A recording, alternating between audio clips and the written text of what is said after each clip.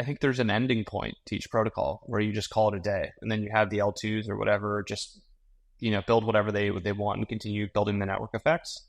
There is nothing to reinvest into if it's a true protocol. The things I like about crypto are like, ETH is like, look, there's a base burn, there's a fee that I get, I stake my yield, I earn 3.5%, whatever it is. That's a very streamlined form of capitalism versus most companies in the S&P which don't pay out a dividend. Hey everyone, wanted to give a quick shout out to the Wormhole Foundation. If you're a Bell Curve listener, you know that transferring across chains can be a massive pain. I certainly do. I complain about it on this program all the time. That's why we are super pumped to have partnered with the Wormhole Foundation, the stewards of the Wormhole Protocol. The Wormhole Protocol connects over 30 blockchains and 6 different runtimes, including Solana, Sui, Ethereum, Layer 2s, and more. And the coolest part about this particular partnership is that they have made custom Bell Curve NFTs, which you can get and mint for free. You can claim that by just going down into the show notes and clicking on the link. All right, guys, on with the show. Hey everyone, wanted to give a quick shout out to this episode's sponsor, Flood Protocol, the optimal DEX aggregator. Now, if you are a listener of Bell Curve, you know that MEV is a massive problem, which is why we are so pumped to partner up with Flood on this season. Flood is the only gasless and MEV-free aggregator that not only gets you the best execution, but also gives you back all the extra surplus that you create every single time you swap. Now, this is relevant for both swappers and developers, but you're going to be hearing all about them later in the program. So for now, thank you, Flood, and back to the show. Hey everyone, this episode is brought to you by Uniswap, delivering the best on-chain trading experience in crypto, period, bar none. One thing I want to call out is the Uniswap extension. So say goodbye to these days of these annoying sort of pop-up wallet extensions. You lose your place trading, you have to open it back up. Uniswap now has a nice, sleek sidebar that persists no matter where you are on the web. It's much easier to use. If you click the link at the bottom of this episode, you can join the waiting list. And I'll see what I can do to get you moved up that waiting list. But definitely go click the link, check it out. All right, everyone. Welcome back to another episode of Bell Curve. Before we jump in, quick disclaimer. The views expressed by my co-host today are their personal views, and they do not represent the views of any organization with which the co-hosts are associated with. Nothing in the episode is construed or relied upon as financial, technical, tax, legal, or other advice. You know the deal. Now, let's jump into the episode. All right, everyone. Welcome back to another Bell Curve Roundup. You got me and Vance this week. Me and Vance holding down the fort. What's up, buddy? How are you? What's going on? How we doing? Nice. We're doing good. We're doing good, man. We just did I was just telling you off the air, but we just did a little Blockworks Analytics on-site in New York. So our small but mighty analytics team feeling fired up here. We got big plans for 2024 and 2025. And you're in Miami this week? I'm Miami. Doing Miami teams? Little birthday thing for a friend, and Michael's about to join me, so let's get it going. Oh boy, you guys got to come back next week with some stories. We're expecting big. No, we've gotten tamers. We've gotten older. Yeah. Well, there's a rumor that you guys have a boat. Did I ever tell you my boat story with Yano's bachelor party? Dude, honestly, this was the worst money I've ever spent on anything in my life. It was the third day of his bachelor party down in, I think it was Cabo, and they rented this like crazy boat. And this was originally when there were 15 guys. So we were going to spread the cost around all of them, but 8 people bailed on the last day. So immediately goes down. Like, all right. And then there were hurricanes before. So it was safe, but there were a bunch of waves. And within going on there immediately, Yano and I got seasick and just tried not to puke for like 4 hours. It was like $2,000. $2,000 pop. Worst money ever spent. So I'm wishing you better vibe for this week. Last time I was here, I caught a shark fishing. So let's see. Like bare hands, you just dove in and wrapped your arm around at that point. I was reeling it in. It was a big fighting fish. Nice. Very good. Well, speaking of reeling in, before we get into the actual stories of the week, we got to pour one out for our friends that are in Dubai right now who are also potentially wrangling sharks, except it's in the streets. So I didn't realize that you could actually, this is sort of a cool thing about Dubai and just desert countries in general, but they actually create fake rain. So they inject something up into the clouds and it actually creates rain, but I guess it's not a super exact science. It looks like they just flooded the entire city and they've got Token 2049 going out there right now. So yeah, hearts out for the folks who made it out to Dubai and like waiting around the show floor, but tough. Look, this is a crypto conference classic. 2020 KBW, it was like torrential street flooding rain as well. So, all part of the process, I guess. But yeah, good luck out there. Dude, it's just an event organizer's nightmare. Like, my heart goes out. I don't even know what the reaction on our team would be if that was us too. So yeah, token 2049 organizers, I'm sorry, man. It's just a rough go. But tough one. Tough bid. Tough bid. But moving on to actual, like, real stories this week. So I feel like the last couple weeks we've seen a pretty, I mean, I'll use the word standard, but I'd love to get your take, correction in markets. So as we're recording this, I think Bitcoin is trading right around 60K. Maybe it's back. Oh, it's back up to 64. All right, that's a nice little rebound. But we kissed 60K down from 74, and this retracement has now been going on for the last month or so. And definitely, like, all Bitcoin is fine, but alts have definitely taken a bath in some of the frothier sections of, like, the AI coin sort of bags, like DPIN bags, some of the alt L1s, like, they've just gotten absolutely smoked. I think Solana went down to 130 or something like that from over 200. So what's your prognosis for, why correction, and where do we go from here, do you think? So it's, first thing I would say, it's not just a crypto correction, it's general markets. And the S&P is catching a bounce today, but I think it's been down for the past 4 days, which is pretty rare. And so I think there's two narratives that are happening right now globally. One, which is interest rate cuts are not coming, which, like, I personally think is a fade. Michael disagrees with that. He thinks there's no cuts on the horizon, but I think the economy is probably weaker than expected, and you probably still get one. And no matter what you get, it's kind of like an acknowledgement of the process starting versus, like, like the market kind of tends to price in all the rate cuts at once, just like, it does on the rate hikes also. It immediately prices whatever the terminal rate thinks they think it should be, at least. So I think that's going on, definitely, and inflation is higher than people expect. The other thing that I pay, honestly, closer attention to, because I think it's bigger than interest rates, is just, politics and the polls. And the narrative there has been basically that the race was tightening. I think there's probably some truth to that. But if you look at the battleground states, Trump's winning 6 out of 7. He's up by like 3 in Michigan and Wisconsin, and it's hard to understand the election and the abstract, especially when you look at things like the popular vote. But if you look at the battleground states, and the way the battleground states work is basically like Trump needs to pick up one of either Wisconsin, Michigan, Pennsylvania, or Minnesota, frankly. And so, if he's leading in, 3 out of 4 of those, like, I kind of think the case for him not to win is pretty weak, and the market will start repricing his winning odds higher, which will kind of drive everything higher in an election year. That's kind of what I think is going on. I think there's definitely some aspect of, like, ETH and Bitcoin taking a breather, which is healthy. Like, there's like 11, 20% corrections in the last run. But then I think the alts have just really gotten crushed. Like, most of all, like you're saying, like the AI coins and things like that. And I think that's just because, people who start meme coins or VCs who fund coins, like, they're very good at replicating things that are working in the market and, meeting demand with that supply. And I think on that front, this is kind of like the first leveling that will take us to a different, probably, paradigm for alts where, fundamentals aren't easily replicable. New categories and platforms aren't either. And so kind of just like more of a move to, even if it's meme coins, like we get 1 or we get 2 meme coins. We don't get like 1,000. And same with, DeFi, and same with games, and same with, infrastructure. And like some of these things just reach such crazy FDVs. Like WorldCoin was 114 billion at the top. Yeah. The emissions of that, just to put it in perspective, are the size of Maker over the next year. So, like, if you really think about it like that, I think you kind of know where the market is going to go. But also, there's there's a pretty good case for this is probably just a garden variety correction.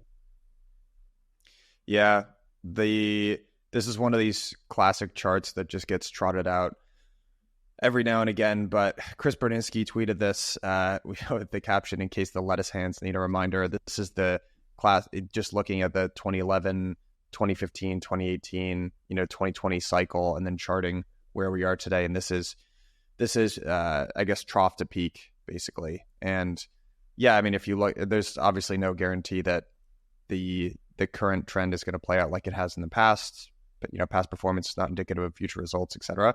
But this is pretty typical price action. And I do feel like we ran up really, really hot leading into the Bitcoin ETFs, which ended up being a massive catalyst, as many thought they would be. I think maybe a bit of this story is also on Bitcoin ETF flows. So yeah, we've seen relatively consistent outflows for the last week or so. Nothing crazy, but something in the realm of about $100 million per day, something like that. So yeah, I think, and look, I mean, to your point about it being a broader macro correction, like the S&P has been on a tear so far this year, right? Like nothing goes up forever in a straight line, and it's actually pretty healthy for there to be shakeouts like this, and it's nothing that shouldn't be expected, right? So like the more you shake this kind of stuff out, maybe the more legs there are long term in the rally. Yep. Yeah, I mean, I think that's basically the chart. And like I went to a dinner where people were talking about kind of what you described, like what happens when the ETFs work in reverse, where there's outflows. And that's kind of like this existential fear that I think a lot of people have. And like rarely do markets let you get away with like not addressing whatever the existential fear is. And like I think there's going to be probably a couple of weeks of outflows. But at the same time, the fact that Binance sold $1 billion of BTC, I think over the past 24 hours, along with the outflows, and we still didn't, really meaningfully breach 60 or 60K or whatever it is. It just kind of shows you how resilient the market is. Like I think of it also in kind of the converse way. Like, do you think the Bitcoin ETH story is over? Probably not. Like there's just a lot more to play out. Like the ecosystems are developing, the ETFs are getting improved, there's really use cases. So honestly, we're not really too concerned. I think this is a pretty garden variety correction, but like I do really think, a general rule of thumb is it's hard for alts to breach 100 billion. If you're like an L1, an alt L1, like a bunch of them got kind of roughly there last cycle. And if you're kind of like middleware, it's hard for you to reach 20 billion. Just like the financial gravity of what the market is willing to price is tough at that level. And so, I think this is just like a more meta point of like, if you're thinking about doing a TGE and like, the float is such that the coin will spike to 20 billion, 6 months after launch, like you're not doing yourself any favors over the long term. Because that's just is frankly selling pressure before the project is really ready for prime time. So here's another thing that's coming up is we've talked a little bit about this, but we're also like just a couple of days out actually from the halving. And the halving is traditionally this sort of fulcrum point that these 4-year cycles have swung around. And I know CoinDesk put out something recently just looking at what the price action looked like around the, before and after the first, second, and third halving. So that was in 2012, 2016, and 2020. So just the halving, I'm sure folks listening would be familiar, but that's just when the block reward for Bitcoin gets cut in half. And I think it's at 6.125 or something like that right now. And it's going to get cut to 3 something. And, you can see that it's not, mostly the price appreciation actually tends to happen post-halving, around, 6 to 9 months or something like that. And I think honestly, I think the story of this entire cycle so far is maybe it feels a little bit like an abnormal cycle in a couple of ways, but it's really just, it actually is exactly how past cycles have played out, just with a couple of changes. So I think, again, one of the things that just really stumped people is Solana just outperforming pretty aggressively very early in the cycle. Usually what happens is Bitcoin runs first, then ETH runs second, and then kind of like blue chips and then meme coins. And what happened this cycle is Solana ran really hard, really fast. And that was just because I think there was a crazy dislocation post the FTX blow up. And so it made everyone say, hey, is something weird happening here? Is ETH like lagging? And I just think it was a idiosyncratic Solana thing. And then the other thing that was different this time was that we got the Bitcoin ETFs, and maybe that pulled forward some of the growth or some of the price appreciation a little bit sooner relative to the halving than it would typically happen. But overall, I think this is, pretty standard cycle stuff here. There is a debate that's currently happening about how impactful the halving really is. Is it more psychological than mechanical? Like we have this debate every single time. I know. I know. Empirically, just even if you look at these charts, it's not priced in. Yeah. Even if it is the placebo, it doesn't matter. The placebo affects the psychology, affects the bidding behavior, except it's all tied together. It's never, one for one. You can't really measure it at all. So that's my thoughts, at least. Vance, where do you sit on this argument that one of the things that also might be different this time, and people have argued this in the past as well, is that, well, these flows that are coming in via Bitcoin are coming into an ETF now. They're not, typically what happens is people buy Bitcoin first, the price appreciates, you take some of your chips and you roll it into ETH and alts and whatever. And now it's going to be a little bit different because, well, people are buying it in these vehicles that exist in TradFi and your brokerage account. It's not as easy to just take that and roll it into, shitcoin XYZ. Are you a subscriber to that thought, or do you think that's not a super meaningful distinction ultimately? There's probably some truth to that. I mean, where's Bitcoin dominance right now? I can pull it up.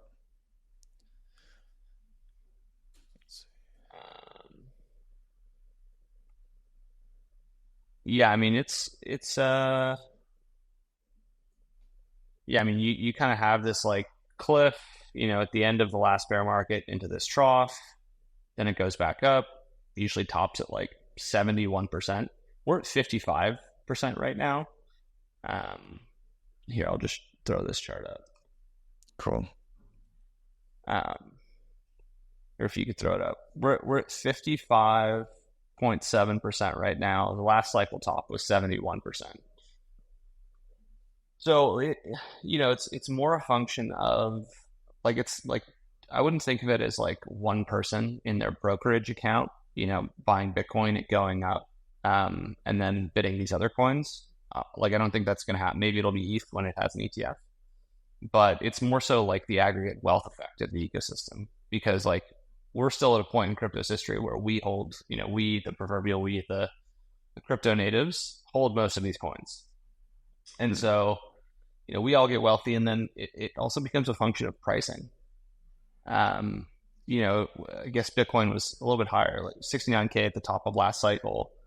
You're looking at ETH at 4K at that point, and you're can this triple from here if Bitcoin goes up 1.5x or goes to 100K?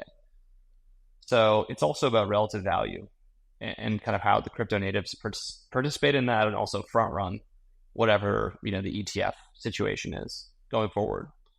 Which I think all of us are believers that if not in May, it's happening probably in the next year. Maybe sooner, maybe at the end of that year, but the market can kind of look through that.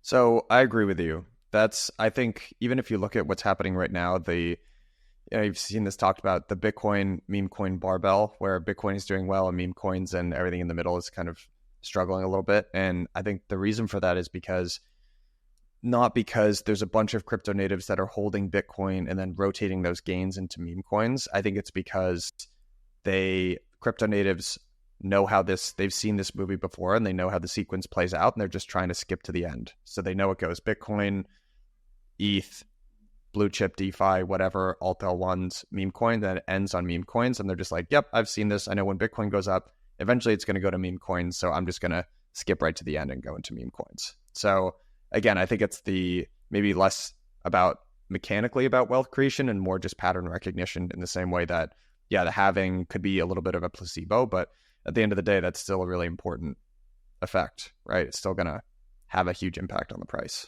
So, yep. It's also about total size. like at what's Bitcoin at right now? At 1.25 trillion. That's a big asset. Like your scale becomes obviously, like, as your price goes up, your market cap expands. It gets harder to move the price.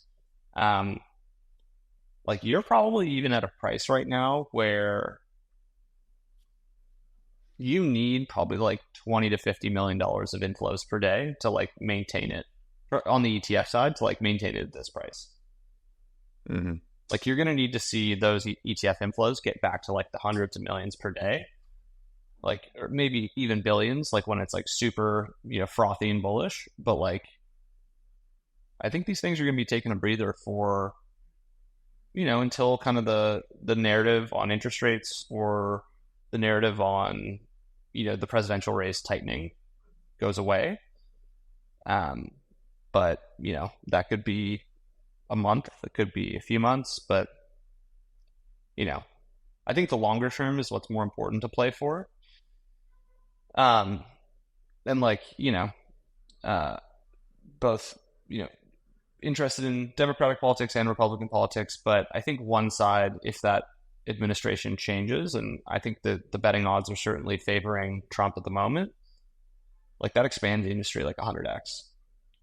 And so I think it's even worth like the temporary economic malaise if you see that play out, to potentially get to that endpoint. So the other thing that I've always thought is that the price actually leads the narrative, not the other way around. If price ends up moving up, people look for reasons for why the price is up, and now the price is down a little bit and people are looking for reasons why, and they're, oh, it's the election fears, or, oh, it's the interest rate stuff. And honestly, it's not a great podcast sounding explanation, but maybe it's just that crypto and equities have ripped so far this year. There's naturally going to be, everyone got long, and then that's how these sort of counter trends happen. And this was what was always going to happen here. And now we're all looking for some explanation. But I feel like most of the stuff that we've been talking about so far this year hasn't really ultimately changed. Like, it's still a super bullish environment for crypto. I'm not even sure the interest rates really matter that much right now. I'm not sure that's what's moving markets. On the macro side, it really feels like the deficit is much more important, and the election is much more important this year. I think interest rates, they're always super important, obviously, but it's kind of last year's story. And I'm just not sure 3 cuts versus 6 cuts, and is it July versus August, is really what's moving the needle at the current moment, Yeah.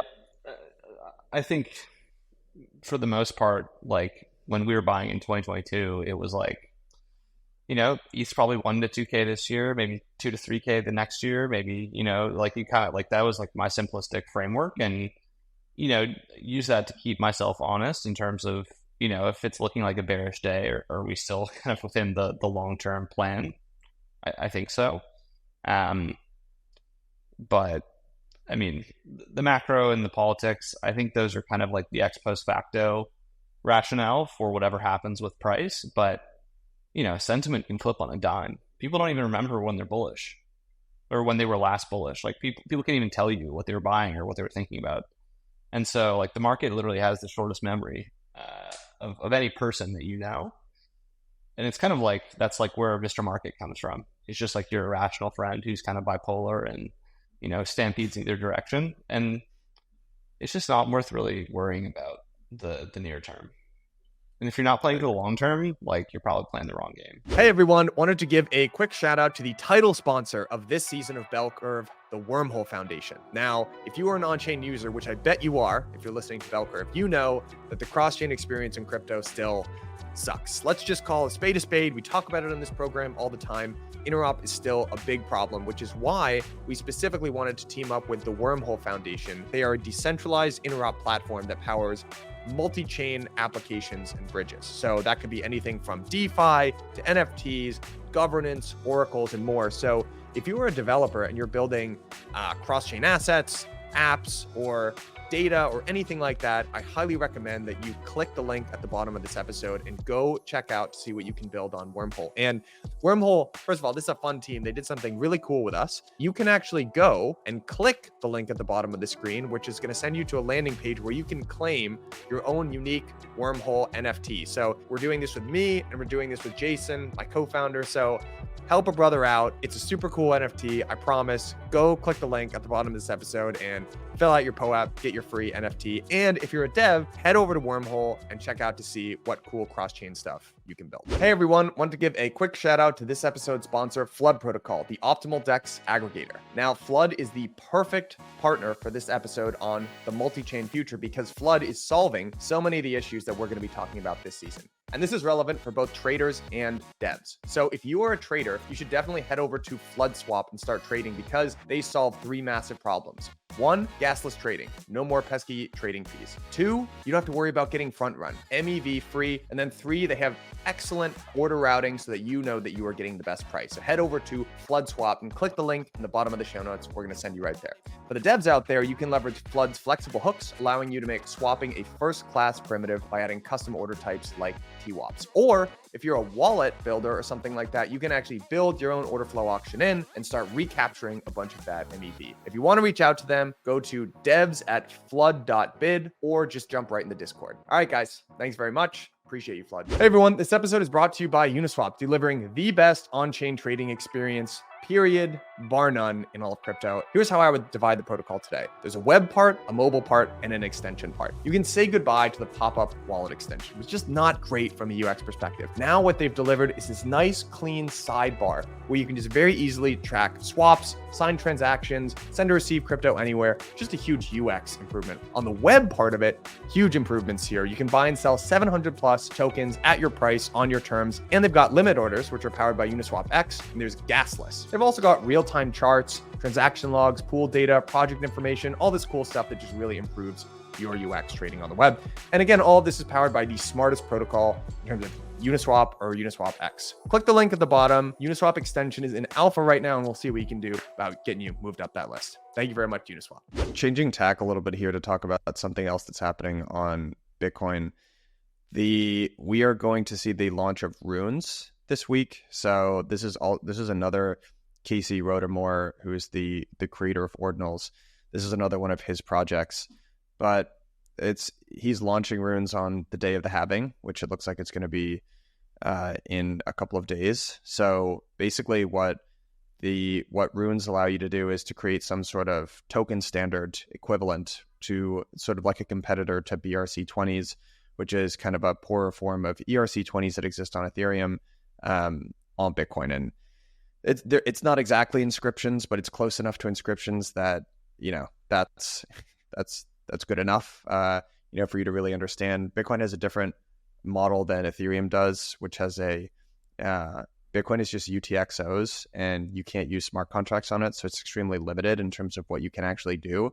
So huge credit to Casey here for what he's done with Ordinals, and Runes are just kind of the latest version of that. But it's just basically a very crude way to get around the limitations of the Bitcoin blockchain and do Ethereum-like things. And people are really excited about Runes, and frankly, it's driving an enormous amount of activity on the Bitcoin blockchain today. So Bitcoin inscription NFTs are, even generally within the global world of NFTs, are now 55% of NFT trades. And you got to give credit to Magic Eden, who they started on Solana and they sort of pivoted over to Bitcoin, and they really capitalized on the Ordinals fad and I'm sure they're going to do extremely well on Runes, etc. And it's actually led to a resurgence in their market share on Solana also. So yeah, I'm not really sure what your thoughts are. Our data guy over here, Dan Smith, absolutely hates the idea of inscriptions, basically just views it as spam and completely silly, pretty meritless. But what are your general thoughts on this? I'm not sure how deep you've got into Runes. I would say this is another example of price driving, narrative driving use case. Yeah. It's like great that Bitcoin's going up. This like incentivizes all this new developer activity. Some people on my team are super, optimistic on what these could be. I kind of I don't know. It's like, is this more like an NFT or is it more like a meme coin? Like which side of that framework are we on? Are we like digging for like artifacts that are lost in like the chain, or is it like pure financial nihilism, or is this in the middle of the curve? Like that's kind of where I go. Yeah, I don't know. Like, how would you how would you define the difference between NFTs and meme coins in general? This is the whole Kobe thing. Is it just all just the liquidity? Yeah. The liquidity. Yeah. NFTs are such an inefficient form of speculating because you got to find one guy to buy your whole, like, even if it's a, one of many, like you got to find a very specific buyer for that.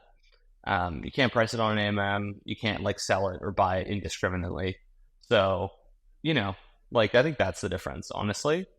And I mean, maybe I'm just a boomer, but like, the runes are cool. I think it's an interesting experiment, but what's the long-term longevity? Are these like CryptoPunks? Or is this like an ephemeral financial nihilism meme coin that goes up and down? I don't know. I don't know either. Honestly, I think probably the dynamic is the same dynamic that drives an enormous amount of speculation on crypto, which is wealth gets created in L1 coin or token. So BTC, ETH, Sol, and people look to speculate on that. And they look to turn those gains into other things and get more exposure. And there's just an extremely limited universe of assets out there. I mean, this is probably the rabbit hole that many crypto natives end up going down, where, remember when you were getting into the space and it felt like Bitcoin and ETH were super risky, but then once you've been in the ecosystem for a couple of years, you're like, I need to be taking some more risk than this. Like this stuff's obviously going up. Like this feels too safe. And so the universe of stuff is just pretty limited when you're looking at it through that lens, when Bitcoin or ETH are your safety bags. And so that's how you end up going into the stuff that sort of kind of might work, and maybe there's a future there. And I mean, there have also been tons of stuff like that ended up working over the years. Like you guys were super early into Chainlink and Aave, and how crazy did that seem at the time? I remember looking at that stuff and being like, it feels a little too risky for me at the time. You got to be in that headspace to get that type of return where you're going on these rabbit hole adventures. Like that's what makes a market. People who are early, and then they bring in people, and then it becomes popular. So I'm glad people are doing this. It's cool to see the Bitcoin ecosystem developing. I've said this on a couple of sorry, just checking if my mic was working. I've said this on a couple of different tweets, but like it's pretty notable that the ETH and Bitcoin ecosystems are converging on the same model.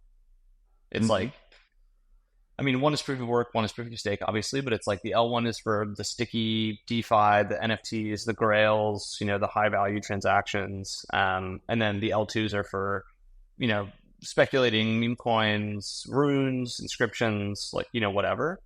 And I think as they become closer and like people recognize that, they're going to compare them on more dimensions, specifically like moneyness, fees, revenue.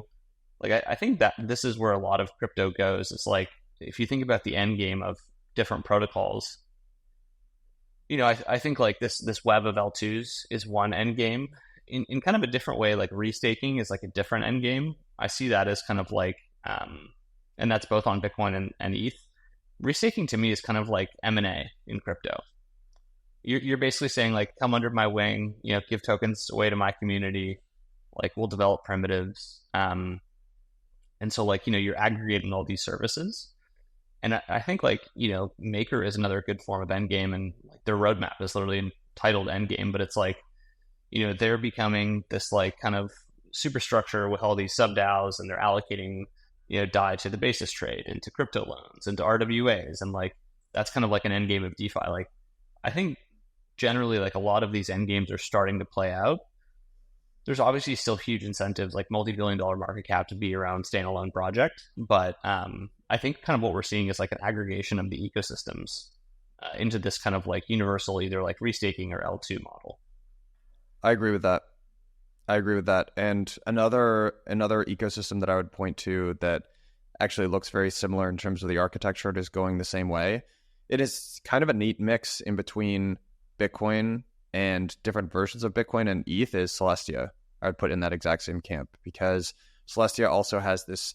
Actually, Celestia is in a lot of ways what the big block vision for Bitcoin could have been if some of the tech had existed at the time, and they were able to obviate some of the negative trade-offs. So they have super big blocks. They've got a few chunky validators, or like 100 or something like that, chunky validators. But then they have this thing called data availability sampling and light nodes, which basically negates all of the negative transactions that the small blocker camp used to levy at the big blocker camp. And what you're left with is this chain with very kind of dumb, sort of non-functional, but extremely large blocks. And that's kind of similar to Bitcoin, which is pretty, it's UTXO model. You can't do things like smart contracts on it, but it's kind of small blocks. And, each one of those things, there's an incentive to create rollups on top of that. And in Celestia, it's more for smart contract functionality. And for Bitcoin, it's more like, it's kind of like block space and functionality. And then Ethereum, it's just block space. So yeah, like I think over time,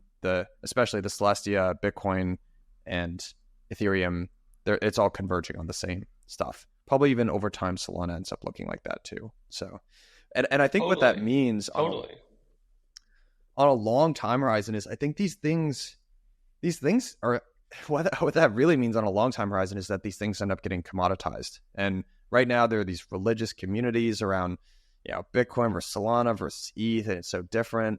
But I think at the end of the day, it's going to be like, I think that's the only non-commoditizable piece of it.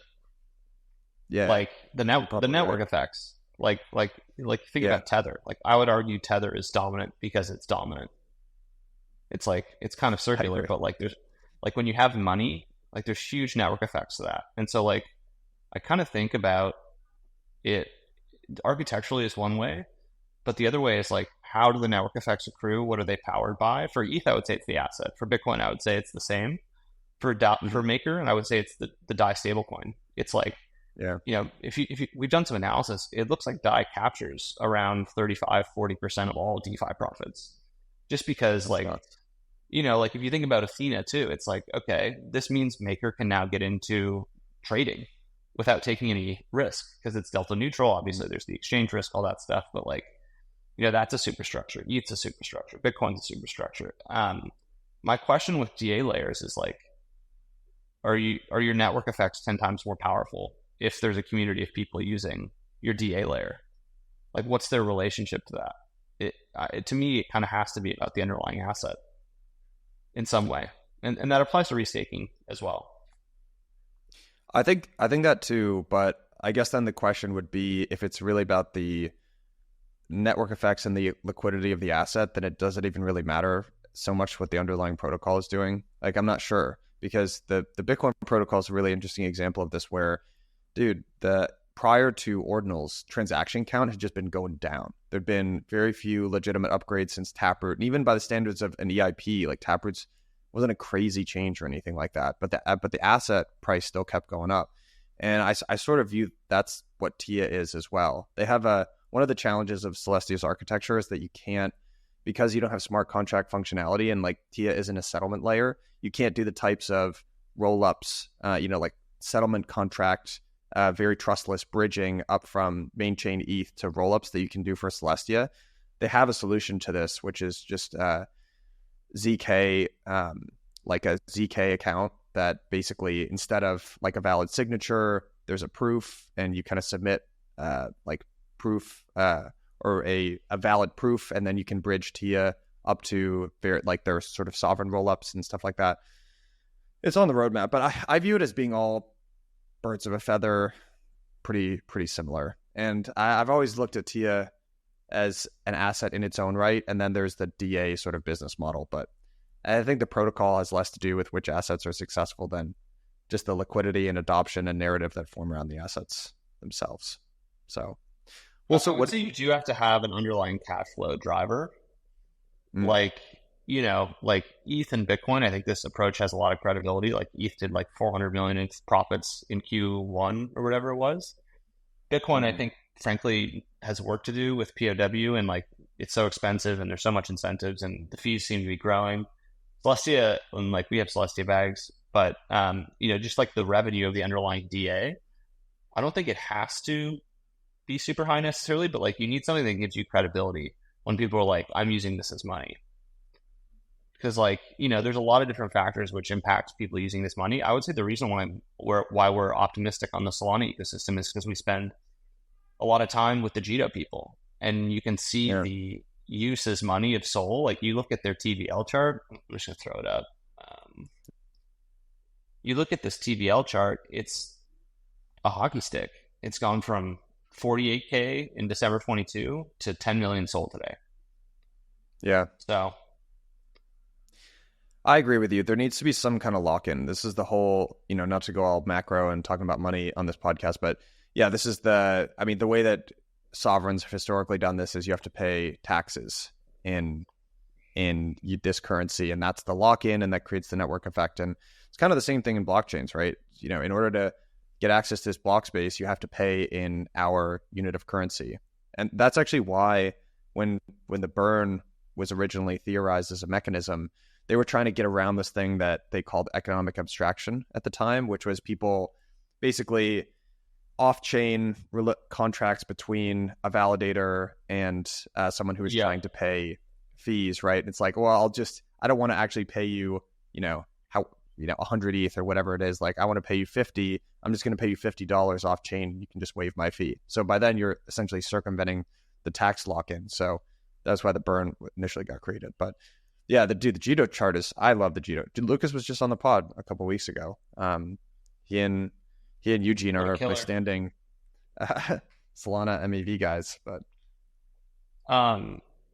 like I think, I didn't even know what we were talking about at first. This is a good conversation, but I think like generally this is how people should think about the long term.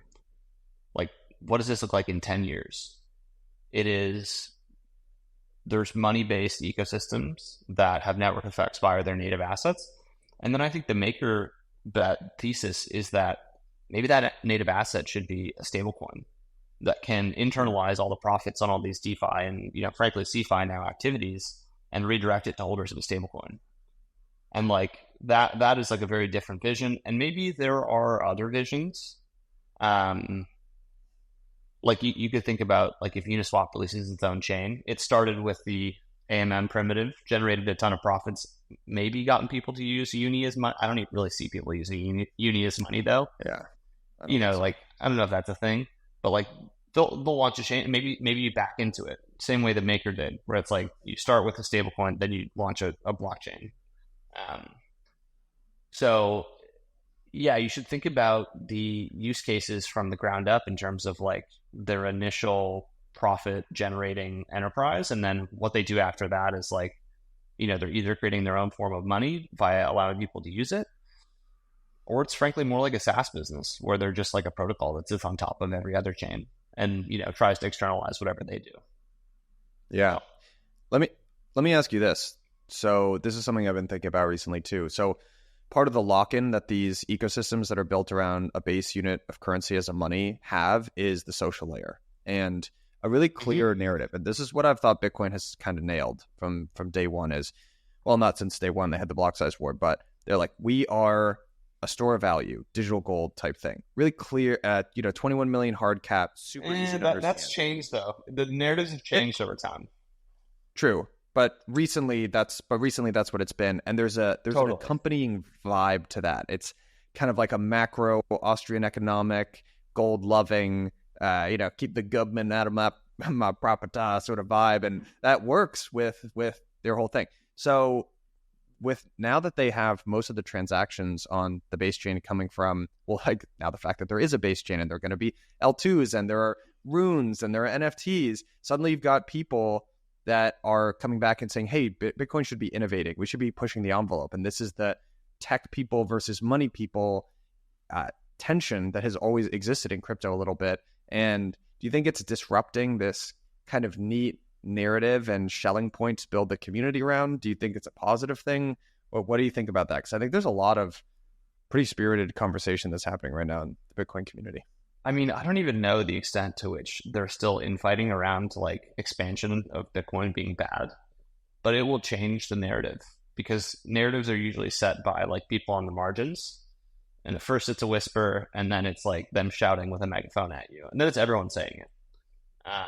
And so like where this all naturally leads is, do we have enough fees for the 21 million supply cap to be real?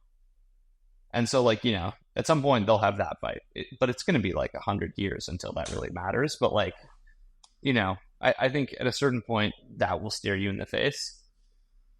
Maybe they'll talk about proof of stake. Who knows? It's kind of unclear who the like core devs are to me, or what their values are, other than like stopping more progress on these apps.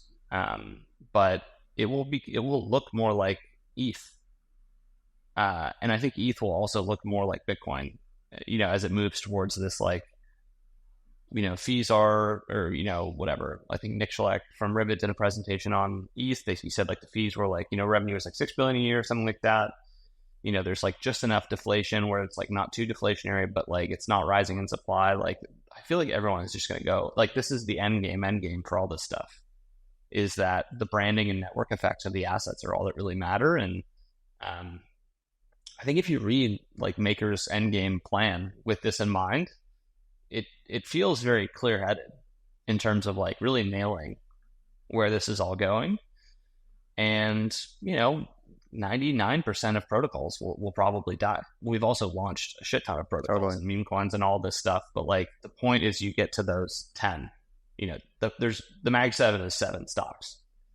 It's not 50, it's not 100, it's 7. And they accrue probably 80% of the profits of tech. So like you think about the stuff over the long term, what do you want to invest in? Whatever the FANG or Mag 7 or what QQQ is going to be of this industry. Mm-hmm.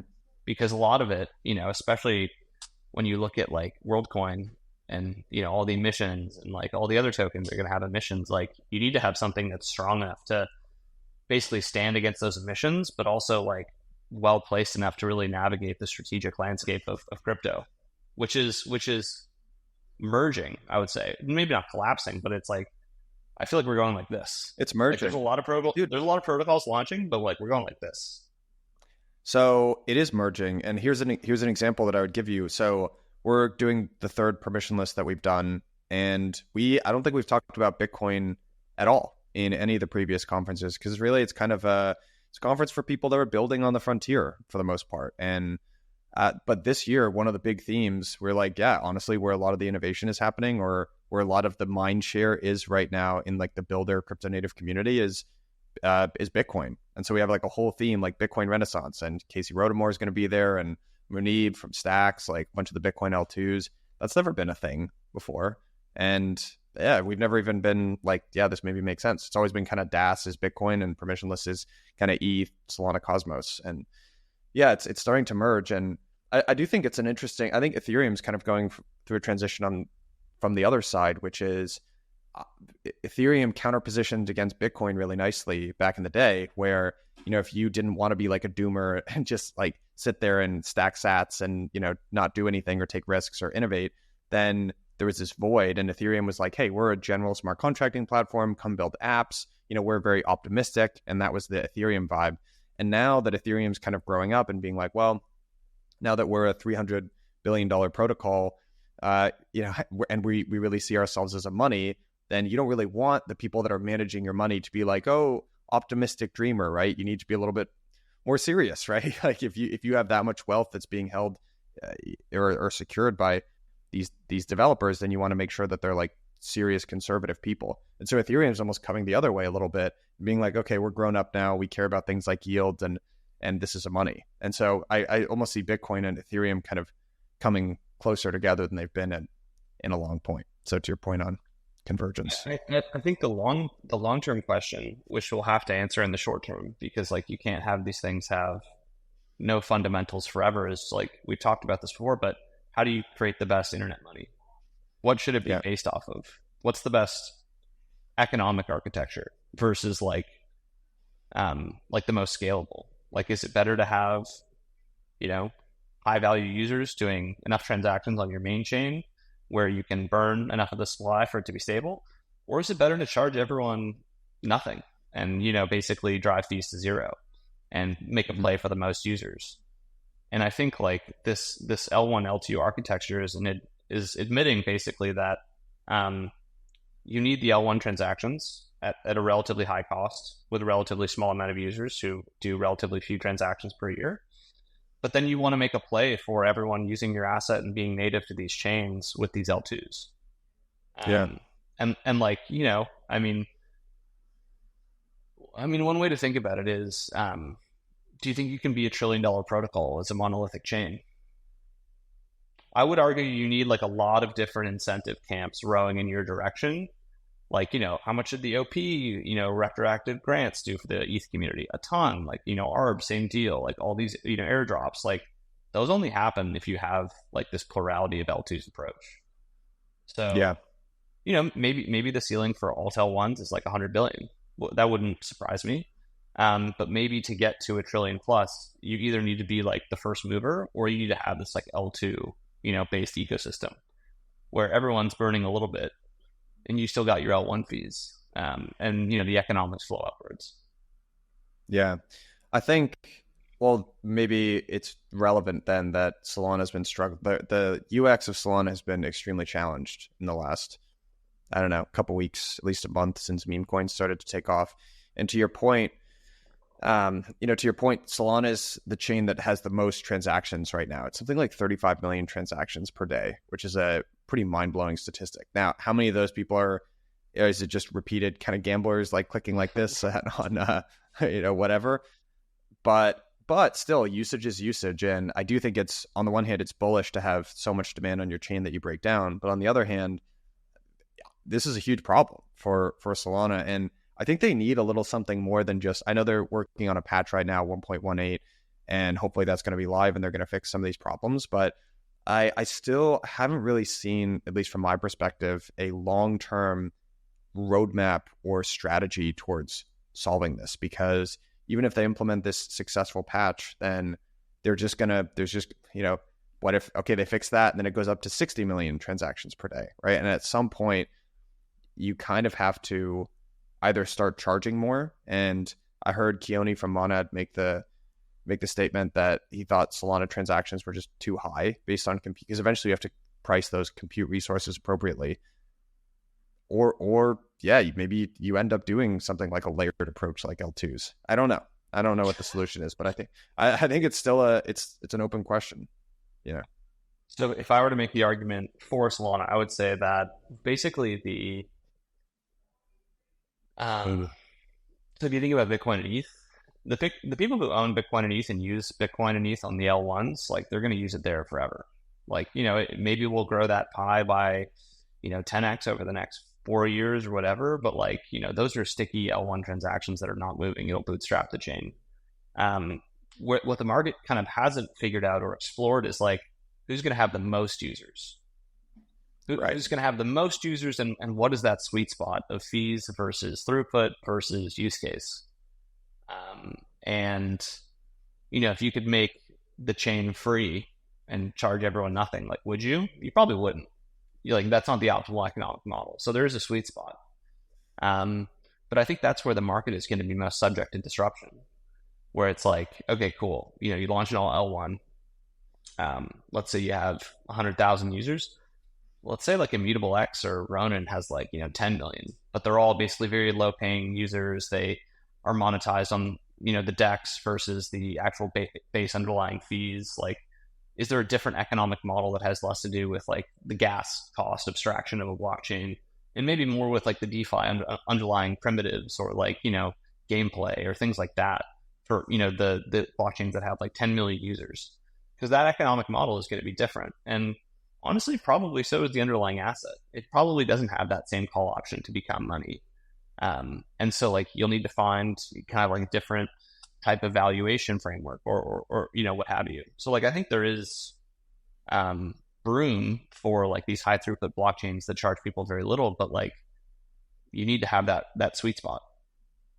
So here's another thing that I've thought about that I haven't really seen discussed that much, but one thing that might end up being having a big impact here is on how performant the L1 is in terms of how good the L2 ecosystem is. So to give you an example of that, a huge issue on the ETH L2 roll-up roadmap has been the interop, right? And the solution to this that Justin Drake has been talking about is shared sequence or based sequencing, where the Ethereum still does the sequencing and basically just route all the transactions down there. The reason why none of the rollups were seriously considering that until you had something like pre-confirmations was it was still a 12-second block time, and that was basically the whole point of moving to a layer 2 is that you could have much shorter confirmations for users. So you just surrender basically all of the utility. But on Solana, base sequencing would be super easy because you have 400 millisecond block times. So all of a sudden, like you could do something like base sequencing on Solana tomorrow with a whole bunch of different rollups. You wouldn't have you basically solved 90% of the interop challenge overnight because you wouldn't have to wait 3 years for, restaking to get built out and pre-confirmations to get adopted and all that stuff. So I do think the functionality of the L1 actually has a huge advantage. And if Solana were to go down the L2 route, which I'm not sure if they even are going to, I think it would have some legs up over some of the Bitcoin. Just think about the Bitcoin L2 functionality. I know nothing about it, but I just have to imagine it's so limited compared to ETH. So maybe the L1 performance ends up being a big deal. I think it does, and I think at the end of the day, the apps have the power, right? They do, dude. Absolutely. The apps and the assets, frankly. Because if your assets are floating around on L1 or L2 and they're burning ETH, that's not leaving your ecosystem. But the apps are the key thing here. And I'm pretty encouraged by what I see in gaming right now. Pixels has 200,000 people in their VIP basically group, and those people have paid to be there and they're real users, and they think they've got about 1 million monthly actives at this point. And what does that look like when it has 10 million users? It's probably got a lot of leverage over whatever chain they're built on. And if those block space fees are valuable enough, that's a conversation that probably has to happen. So I think crypto is going to look a lot different in 3 or 4 years in a good way. I think the majors are kind of the majors, but I think all of this other stuff is subject to a lot of change. And things are just there's so much dispersion in pricing that I think that's going to drive a lot of just interesting behavior over the next couple of years. Yeah. All right. Here's one final question for you because it came up during this analytics on site. It always does. But how do you think about the concept of profits or fees for an L1? Because here's something that I am struggling to wrap my head around, which is when you think about profits from the perspective of a company, why it's attractive for 2 reasons. So 1, it can get returned to you. Or 2, you can compound your capital gains by reinvesting those profits into more employees, more R&D, that's going to lead to even more profits in the future. And in the case of these L1s, I know we talk about base fees as being profits, and in some way it is getting returned to you, right? It's getting burned. So it's kind of getting returned to you as a holder, but you don't have that compounding effect that you do in a company, right? There's no organized body which is directing those profits towards compounding the advantage of Ethereum. It's almost like if it was a company, you're just immediately dividending that out, which is good. But I think the reason why equities outperform every asset, and it's not even close over a long period of time, is that compounding effect. So do you think that's a meaningful distinction? Do you think it's not? This is kind of why I view the L1s as more commodity-like than equity-like, at least on a long time frame to me. I view them as more commodity-like as well. I think there's an ending point to each protocol where you just call it a day, and then you have the L2s or whatever just build whatever they want and continue building the network effects. There is nothing to reinvest into if it's a true protocol. We're not going to improve X times Y equals K. Uniswap Labs might release subsequent versions of that, but that will come from a different economic arrangement. I think that's how it's intended to be. The things I like about crypto are ETH is look, there's a base burn, there's a fee that I get, I stake my yield, I earn 3.5%, whatever it is. That's a very streamlined form of capitalism versus most companies in the S&P which don't pay out a dividend. They just tell you, trust me, bro, and they invest into their own companies, and it's kind of like the government taxing you. It's like, what's your level of confidence in them as a capital allocator? I would say most companies pretty low. And that's what I like about, generally like Maker as well, and smart contract based capitalism, whatever you want to call it. It's like I have programmatic guarantees about if you make $1 of revenue, I can see the costs, I can net out what earnings are. And if I want, I can get a chunk of it by staking SDI or Maker. So like I think this is the way God intended it to be, very streamlined, no middleman. What are we looking at in terms of, I'm pulling up DeFi Llama right now, but what are we looking at in terms of Maker profitability or revenue these days? Maker's at around 200 million earnings per year, and those are all used for the buyback at the moment. That's like net of SDI payments. I mean, the big thing with Maker is that they've just opened this $1 billion vault on Morpho where they can lend against USDE. So they put in DAI, people put in USDE, and there's kind of this positive carry trade where like USDE yields like, I think it's like 15%. They lend it out at like 14%, and there's this like 1% yield that you can loop. And assuming that DAI and USDE stay on, its stable coin, which they do, that's like a free basis trade. But as that yield spikes, it's like the revenue of Maker will go up as well. So, I mean, personally, internally, we think Maker is going to get to probably 10 to 15 billion of DAI supply at like 13 to 16% interest rates on average. Maybe if 15 is like crazy high forever, it'll be 20%, but that's between a $1 and $2 billion earnings protocol at the end of the day. And I think that speaks to like, if you look at it on a chart next to ETH and Tron, like it would be generating more fees than Tron, and it would be second only to ETH and Bitcoin. So like that's how profitable this stuff is, and that's why I think it could be the end game of a lot of crypto, is this like weird stablecoin thing that like Rin created. Have you seen the Maker or the Tron chart recently?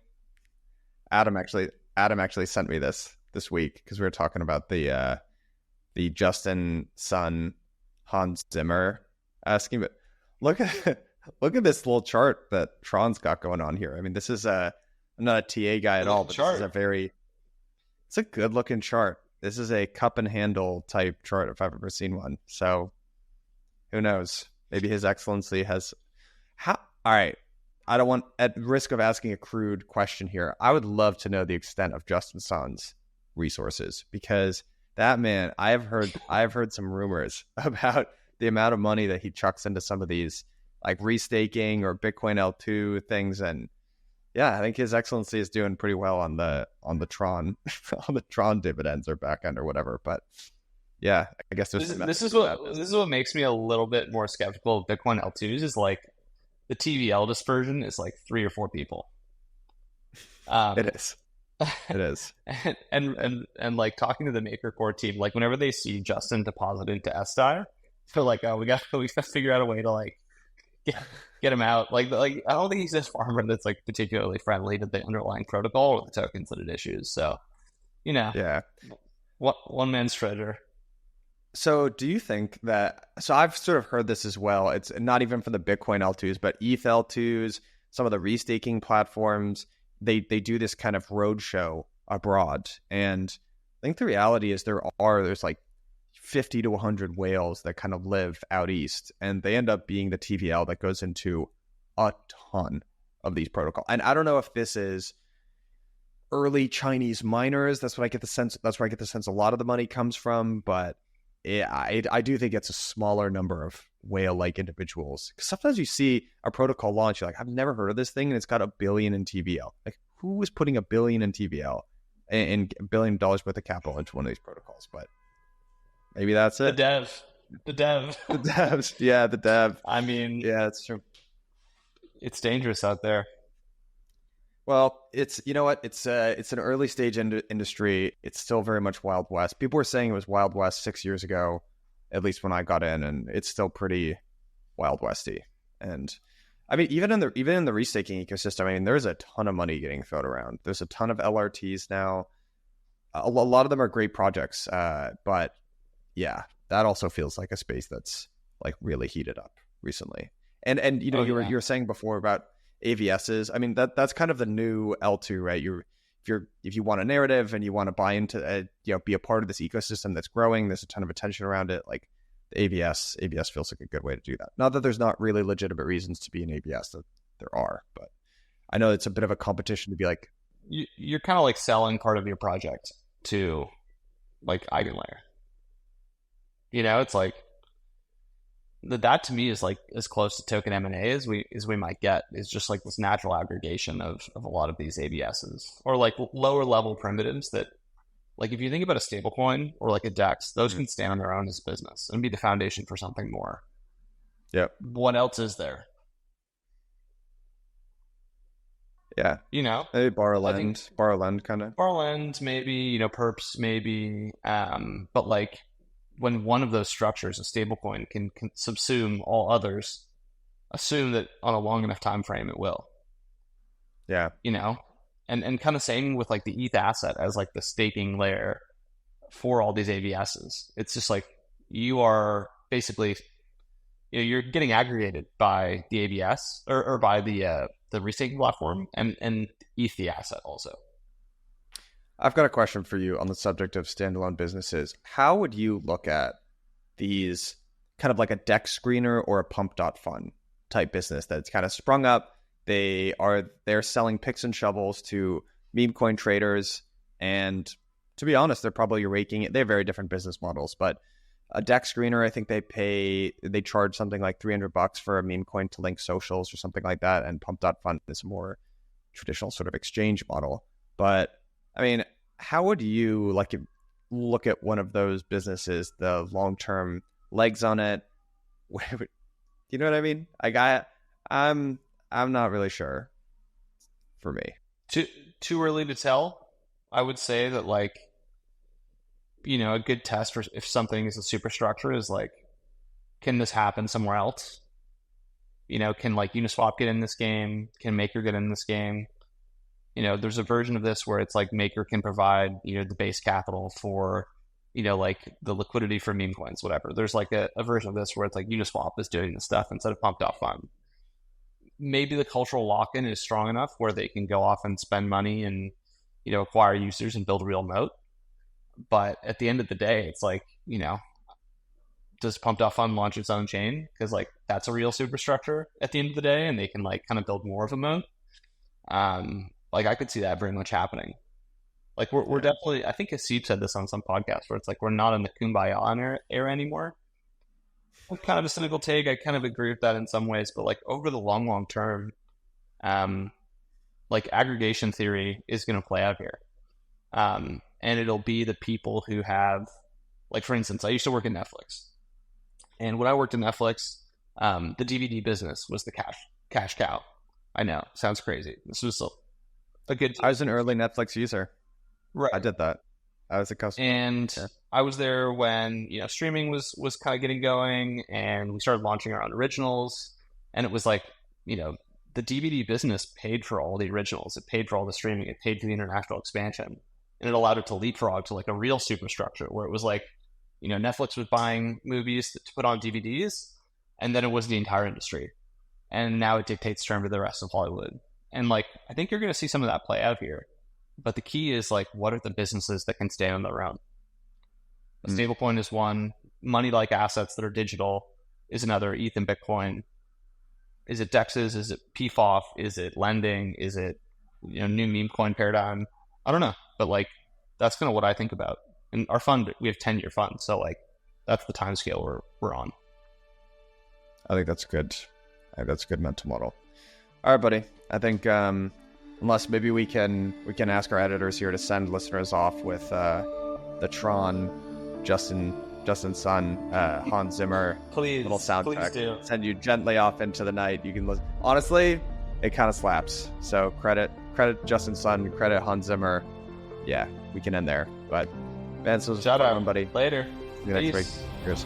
Hey everyone, Mike here. If you're a Bell Curve listener, you know that transferring assets across chains can be a massive pain. I certainly do. I complain about it on this program all the time. That is why we're incredibly excited to have teamed up with the Wormhole Foundation, the stewards of the Wormhole protocol. And the coolest part about this particular partnership is that they have made custom Bell Curve NFTs, which you can get and mint for free. So click the link at the bottom of this episode, take you get your free NFT.